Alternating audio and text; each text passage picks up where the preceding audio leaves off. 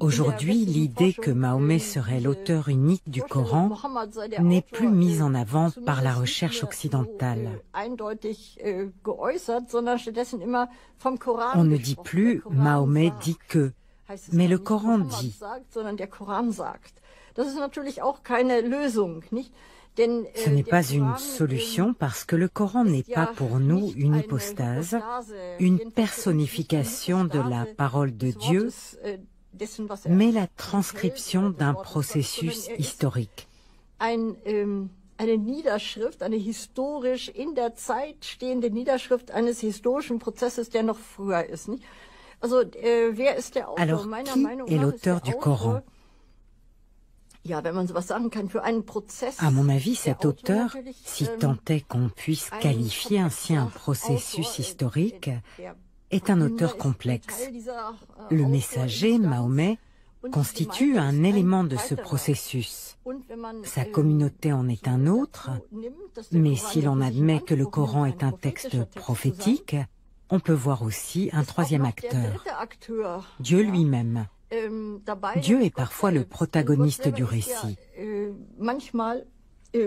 Protagonist einer Erzählung. Gott tut etwas in einer bestimmten Situation. Il parle, il s'exprime à travers l'ensemble du Coran. Nous ne pouvons donc pas nous poser en pur laïc et refuser d'envisager l'idée d'un acteur transcendantal pour exclure cette voix divine.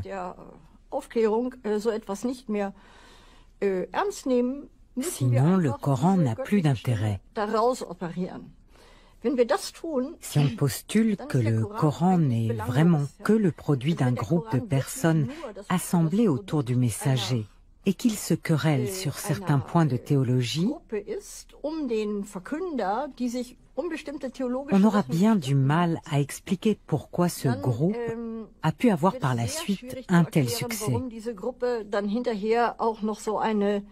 So eine weltgeschichtliche Bedeutung hat haben können. Je pense qu'il faut relier le contenu de ce discours avec la conviction qu'a Mahomet d'être inspiré par Dieu. Si l'on met en doute cette conviction, si on la refuse, on ne peut pas comprendre le Coran.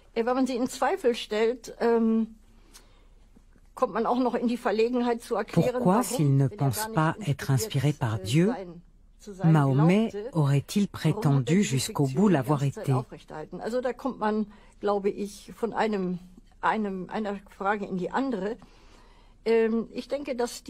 Cette inspiration divine, cette certitude d'être sous la dictée de Dieu, je pense qu'elle était vraiment très présente chez Mahomet et que cela a eu une grande influence sur ceux qui l'entouraient.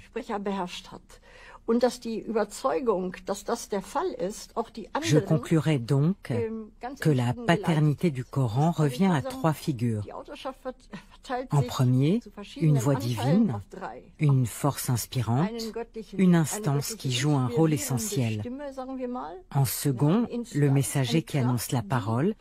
Et en troisième lieu, sa communauté. An der auch alles festgemacht wird, und dann den Verkünder und seine Gemeinde.